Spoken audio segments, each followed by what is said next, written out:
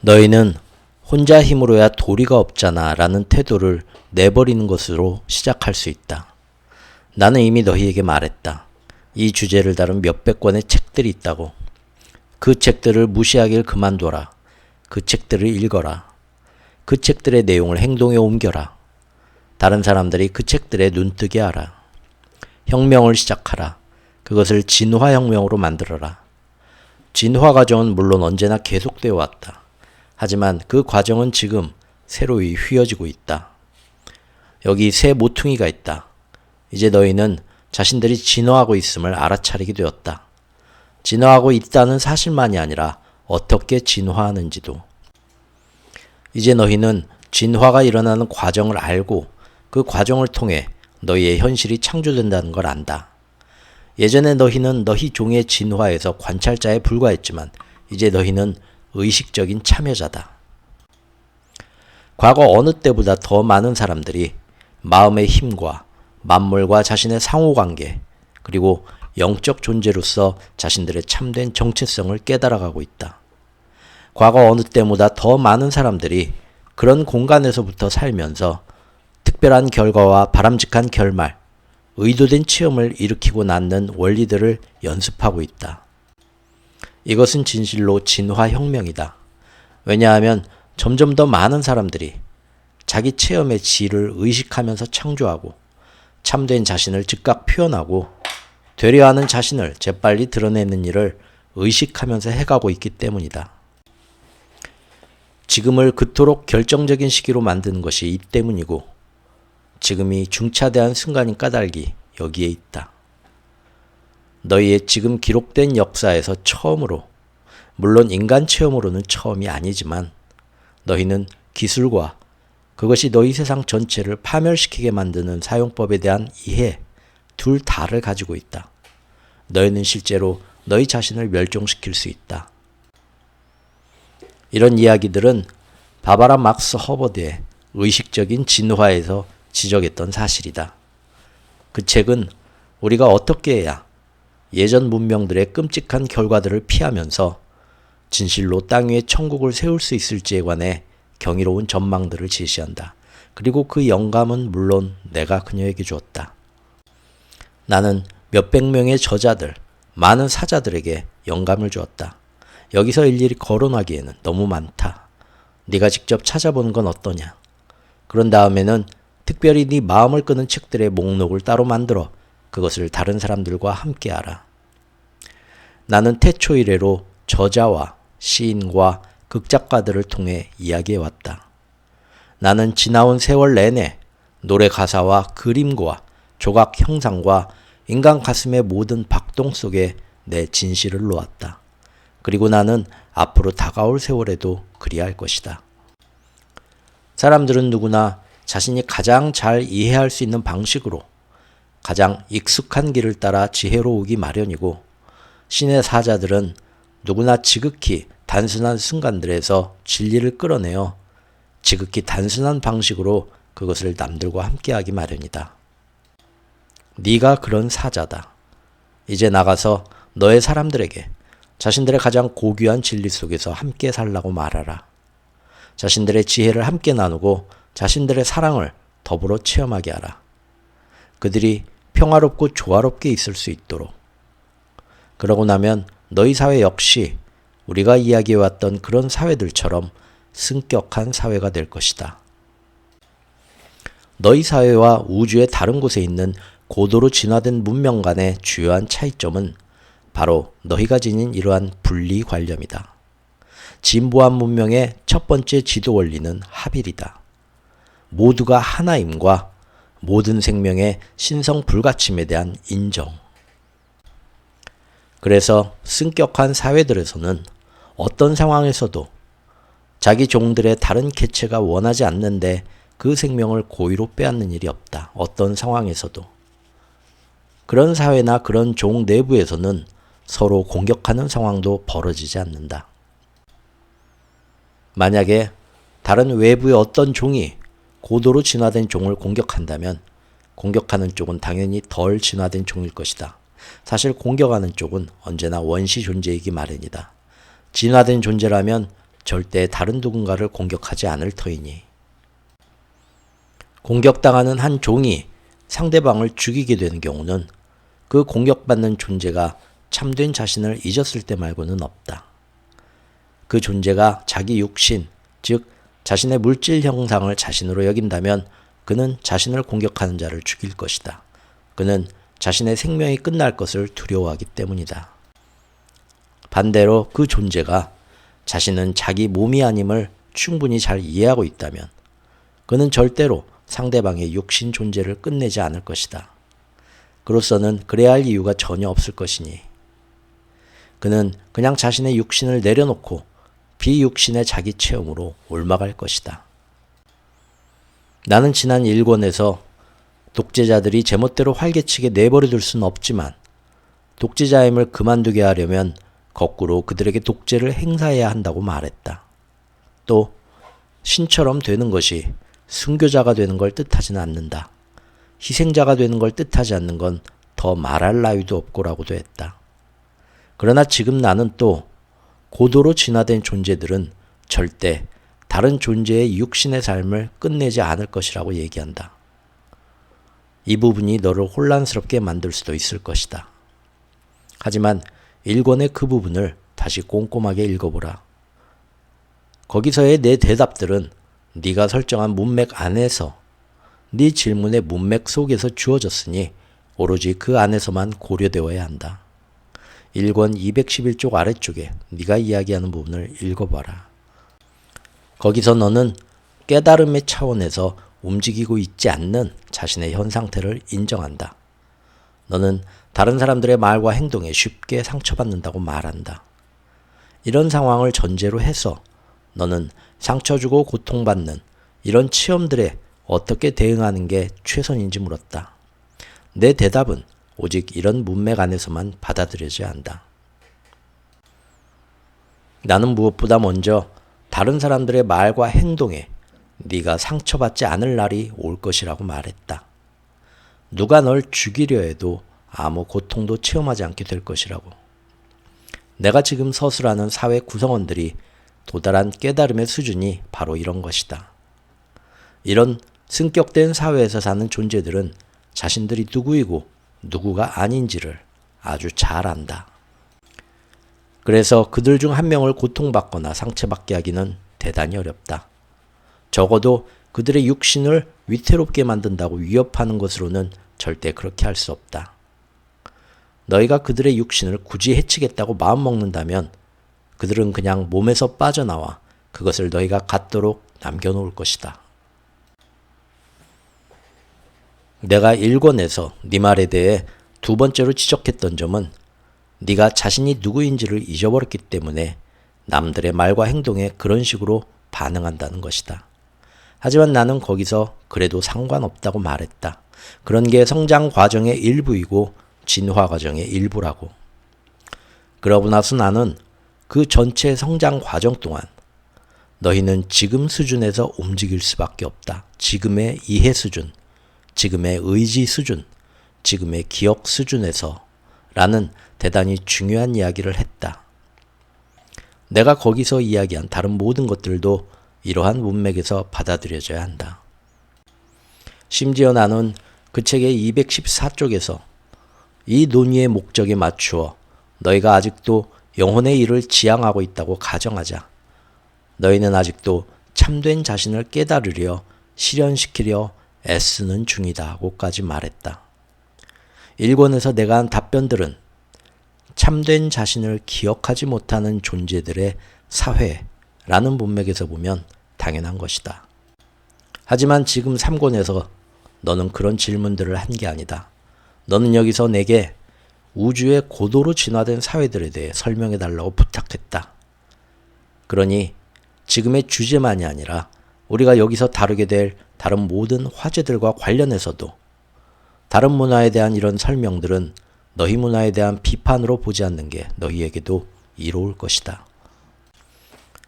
여기에는 어떤 판단도 없으며 너희가 더 진화된 존재처럼 행동하지 않더라도 혹은 반응하지 않더라도 비난하거나 하는 일도 없을 것이다. 따라서 내가 여기서 이야기한 것은 우주에 고도로 진화된 존재들이 화가 나서 다른 지각 있는 존재를 죽이는 일은 절대 없다는 것이다. 첫째, 그들은 분노를 체험하지 않을 것이고, 둘째, 그들은 다른 존재의 허락 없이 그 존재의 육신 체험을 끝내지 않을 것이며, 셋째, 네 특별한 관심에 특별히 답해준다면 그들은 자기 사회나 자기 종들 아닌 것들로부터 공격당한다고 느끼지도 않을 것이다. 공격당한다고 느끼려면 누군가가 자신에게서 무언가를 생명이든 가족이든 자유든 재산이든 아니면 소유물이든 하여튼 자신의 뭔가를 빼앗고 있다고 느껴야 한다. 하지만 고도로 진화된 존재로서는 이런 체험을 하는 일이 없을 것이다. 고도로 진화된 존재는 힘으로 빼앗을 태세가 되어 있을 만큼 너희가 그토록 절실히 필요로 하는 것이라면 뭐든지, 설령 그것이 그 진화된 존재의 육신 삶을 희생하는 것이라 해도 그것을 그냥 너희에게 줄 것이다. 왜냐하면 진화된 존재는 자신이 모든 걸 처음부터 다시 창조할 수 있음을 알기 때문이다. 그러니 이것을 모르는 덜 진화된 존재에게 그녀가 그 모든 걸 내어주는 건 지극히 당연한 일이 아니겠느냐? 따라서 고도로 진화된 존재들은 순교자가 아니다. 어떤 독재자의 희생자가 아닌 건 말할 것도 없고.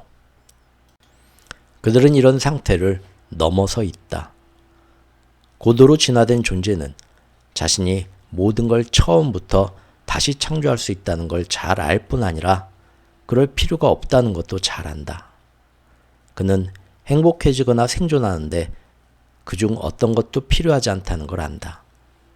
그는 자기 외부의 어떤 것도 자신에게 필요하지 않으며 본래의 자신은 물질적인 것과 아무 관계도 없다는 걸 이해한다. 하지만 덜 진화된 존재와 종들이 이 점을 언제나 잘하는 건 아니다. 마지막으로 고도로 진화된 존재는 자신과 자신을 공격하는 자가 하나임을 이해한다. 그녀는 그 공격자를 자신의 상처받은 부분으로 본다. 그 상황에서 그녀의 역할은 모든 상처를 치유하는 것이다. 하나 속의 전체가 자신을 다시 참모습으로 알 수 있도록. 그녀에게는 자신이 지닌 전부를 내주는 것이 마치 너에게 아스피린을 주는 것과 같을 것이다. 이처럼 고진재들은 다른 존재의 허락 없이는 그 존재의 육신 체험을 끝내지 않을 것인데, 한 존재가 다른 존재에게 자신의 물질 삶을 끝내도 좋다고 허락하는 이유는 여러 가지가 있을 수 있다. 예를 들어 자신을 양식으로 제공할 수도 있다. 아니면 전쟁을 멈추게 하는 따위의 다른 어떤 필요에 봉사하기 위해서일 수도 있고. 너희 원주민인 인디언들의 방식에서도 그들이 먹거나 가죽을 얻으려 할 때 그 영혼에게 허락을 구하기 전에는 어떤 동물도 죽이지 않기도 하였다. 그들은 이런 식의 교류를 갖지 않고서는 꽃 한 송이, 약초 한 뿌리, 풀 한 포기도 꺾으려 하지 않았다. 사실 너희의 토착 문화들 모두가 그러했다. 웃기는 건 너희가 그런 부족과 문화들을 원시적이라 부른다는 것이다. 물론 너는 무슨 일이든 하고 싶은 대로 할 수 있다. 다만 네가 물은 건 고진재들은 어떻게 하느냐는 것이었다. 아메리카 원주민들이 고도로 진화된 존재들이냐고 물어본다면 여느 종족, 여느 종들이 다 그렇듯이 일부는 그렇고 일부는 그렇지 않다. 그것은 개개인의 문제다. 하지만 하나의 문화로서 그들은 대단히 높은 수준에 도달했다.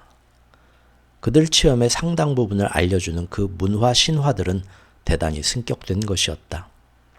하지만 너희는 그들에게 그 문화 신화들을 너희의 것과 섞도록 강요했다. 고진재들이 어떤 이유로 서로를 죽이지 않는다는 사실 말고도 너희와 그들이 구별되는 점을 들자면 그들은 공유한다. 그들은 모든 걸 모두와 공유한다. 어떤 한 존재도 없이 지내지는 않는다. 그들은 자신들 세상과 환경의 천연자원 모두를 똑같이 나누어서 모두에게 똑같이 분배한다. 어떤 국가, 어떤 집단, 어떤 문화도 자원이 발견된 그 자리를 어쩌다 보니 차지하고 있었다는 이유만으로 그것을 자기 것이라고 우기지 않는다. 종들의 집단이 고향이라 부르는 행성 혹은 행성들은 모두에게 그 체계 속의 모든 종들에게 속하는 것으로 이해된다. 사실 행성이나 행성 집단 자체가 하나의 체계로 이해된다. 그것은 그 체계 자체에 해를 입히지 않고서도 그중 하나를 배제하거나 학살하거나 근절할 수 있는 작은 부분이나 요소들의 묶음으로서가 아니라 유기체계로서 통째로 하나의 큰 시스템으로서 간주된다. 그것은 생태계보다 더 큰 것이다. 그것은 그 행성의 천연자원과 행성 거주자 간의 관계를 뜻하는 그냥 생태학이 아니다. 그것은 거주자들이 자신과 자신들 상호간과 환경에 대해 갖는 관계이기도 하다. 그것은 생명이 있는 모든 종들의 상호 관계, 즉 종체계이다. 하지만 그렇다고 개별 존재들이 중요하지 않다는 건 아니다. 정반대이다. 개별 존재들이 중요하다는 건 어떤 결정을 내릴 때 종체계에 미치는 영향을 맨 먼저 고려한다는 데서 이미 드러난다. 그 문화들은 모든 생명, 모든 존재를 최상의 수준에서 부양해 준 게 종체계임을 이해한다. 따라서 종체계를 해롭게 할 어떤 일도 하지 않는 것은 개별 존재들 하나하나가 중요하다는 사실을 반대로 말해주는 것이다. 지위나 영향력이나 돈 있는 개별 존재들만이 아니라 권세나 수완을 가진 개별 존재들 혹은 더 큰 자기인식을 가졌다고 추정되는 개별 존재들만이 아니라 그 체계 안에 있는 모든 존재, 모든 종들이 너희 행성에서는 일부 특정 종들의 필요와 요구에 따라 나머지 모든 종들의 필요와 요구를 종속시키고 있다. 너희는 위태롭게도 지금 너희가 아는 대로의 삶을 체험하지 못할 때를 향해서 가고 있다. 너희가 대다수 종들의 필요를 오직 인간 종족만의 바람에 종속시키기를 고집해왔다는 바로 그 사실 때문에. 그것도 그 종의 구성원 전체가 아니라 오직 그 안에서도 소수만의 바람에. 최대수의 바람에 따랐더라면 그나마 조금은 사리에 맞는다고 할 수는 있었겠지만 그 안에서도 오직 최고 부자와 최고 권력자라 불리우는 극소수의 바람에만. 너희 문명은 이에 대한 장광설을 들을 자격이 없다. 그건 어린애들을 방 안 가득 모아놓고 장광설을 늘어놓을 수 없는 것과 같은 이치다. 인간 존재들은 자신들이 하는 일이 더 이상 자신들에게 가장 이롭지 않다는 걸 깨달을 때까지 지금 하는 일을 자신에게도 또 서로에게도 계속 해나갈 것이다. 아무리 많은 장광설로도 이런 상황을 바꿀 수는 없다. 장광설로 상황을 바꿀 수 있었다면 너희 종교는 이미 오래전에 훨씬 더 유능해졌을 것이다. 이런 간단한 관찰들이 너희를 뜨끔하게 하느냐? 그렇다면 왜 그런지 살펴봐라. 이 정도야 너희도 나도 다 알고 있다. 진리는 불편한 경우가 많지만 그럼에도 이 책은 진리를 가져오기 위해서 왔다. 내가 영감을 준 다른 책들과 영화들과 텔레비전 프로그램들이 그러하듯이. 좋든 나쁘든 이제 텔레비전은 너희 사회의 모닥불이다. 너희가 가고 싶지 않다고 말하는 쪽으로 너희를 데려가는 건 매체가 아니다. 그렇게 하는 건 너희가 거기에 실은 메시지다. 매체를 거부하지는 마라. 언젠가 다른 메시지를 보내기 위해서 너 자신이 그것을 사용할 수도 있으니. 고도로 진화된 존재들의 종체계가 어떻게 그 체계 안의 모든 종의 필요를 똑같이 다루면서도 잘 굴러갈 수 있는지 말해주마. 필요들은 완전히 똑같이 다뤄지지만 그렇다고 필요 자체가 완전히 똑같은 건 아니다. 그것은 비율의 문제이고 균형의 문제이다. 우리가 여기서 종체계라 부르기로 했던 것 안에서 살아가는 모든 생명체들에게는 그 체계를 창조하고 지탱하는 물질 형상들로 살아남으려 할 때 반드시 충족되어야 하는 필요들이 있다. 고도로 진화된 존재들은 이 점을 깊이 이해하고 있다. 또한 그들은 그 체계 자체에 요구하는 이 필요들이 모두 똑같지는 않다는 점도 이해해야 한다. 너희의 종체계를 예로 들어보자. 너희가 나무와 사람이라 부르는 두 생물종을 예로 들면 나무가 사람과 똑같은 일상 건사를 필요로 하지 않는다는 건 명백하다. 따라서 그 둘의 필요도 같지 않다. 하지만 그 둘은 서로 연결되어 있다. 다시 말해 서로가 서로에게 의존하고 있다. 너희는 나무의 필요에도 인간의 필요와 똑같은 주의를 기울여야 하지만 나무의 필요 자체는 인간의 그것만큼 크지 않다. 그렇다고 너희가 살아있는 다른 종의 필요를 무시한다면 그건 되려 자신을 위험에 빠뜨리는 꼴이 되고 말 것이다. 앞서 내가 대단히 중요하다고 언급했던 책 우리 문명의 마지막 시간들에서는 다음과 같은 식으로 이런 상황을 분명하게 설명한다. 나무는 공기 중에서 이산화탄소를 취해서 이 대기가스의 탄소 부분을 탄수화물로 만드는데, 다시 말해 자라는 데 이용한다. 그 사이에 나무는 이 가스의 산소 부분을 방출한다. 그것은 나무의 분비물이다. 반면에 인간 존재가 살아가기 위해서는 산소가 필요하다. 너희 대기 속에 충분히 있는 이산화탄소를 충분치 못한 산소로 바꾸는 나무가 없다면 너희는 종으로서 생존할 수 없다. 그 대신 너희는 나무가 생존하는 데 필요한 이산화탄소를 호흡으로 방출한다. 너는 그 균형을 볼 수 있겠느냐?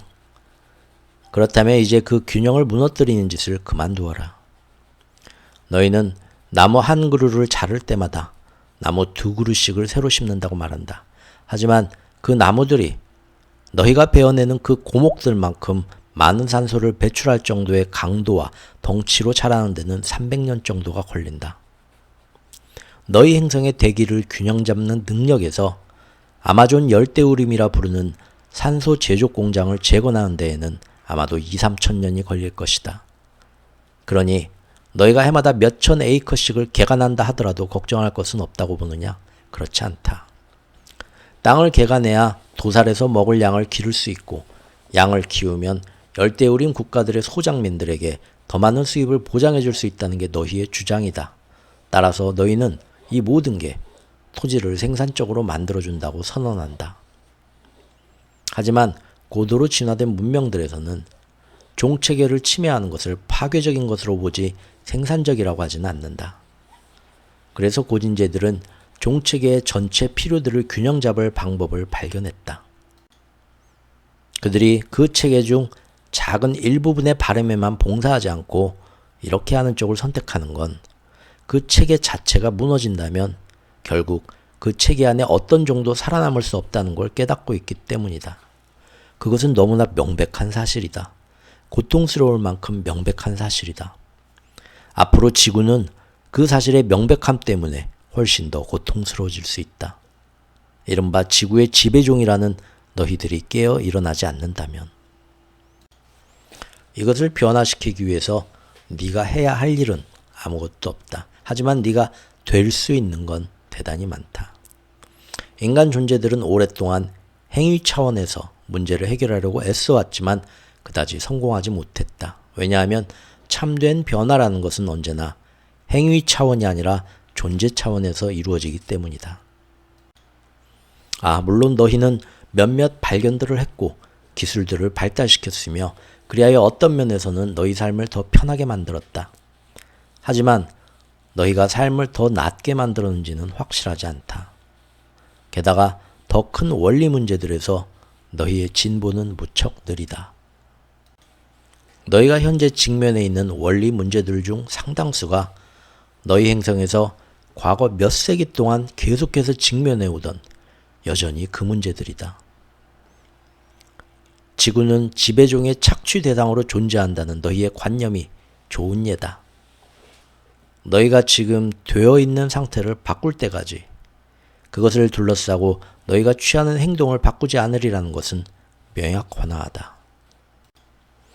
너희가 조금이라도 다르게 행동하고자 한다면 너희는 먼저 환경 안의 모든 것과의 관계에서 자신이 누구인지에 관한 관념부터 바꿔야 한다.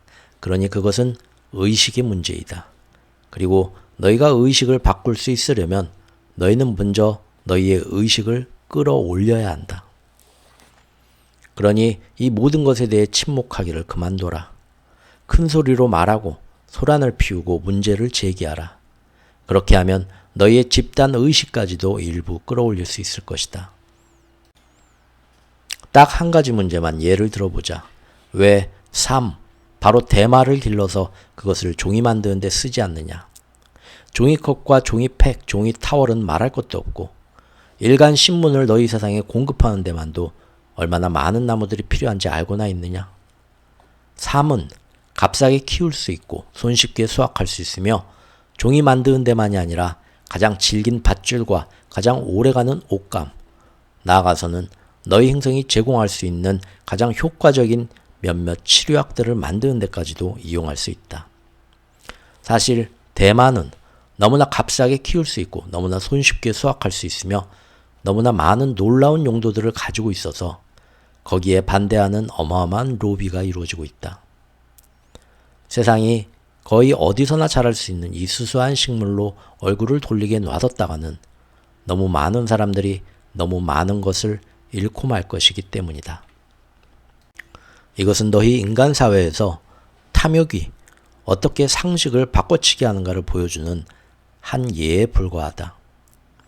그러니 이 책을 네가 아는 모든 사람들에게 주어라. 그들이 이런 사실을 접수할 뿐 아니라 이 책이 말해야 했던 다른 모든 것들도 접수할 수 있도록. 그리고 여전히 더 많은 것들이 있지만 그냥 페이지를 넘겨라. 너희는 이런 이야기들을 들으면 우울해한다. 너희가 계속 이런 이야기를 듣는다면 이걸 감당할 수 있을지 자신이 없다고 말한다.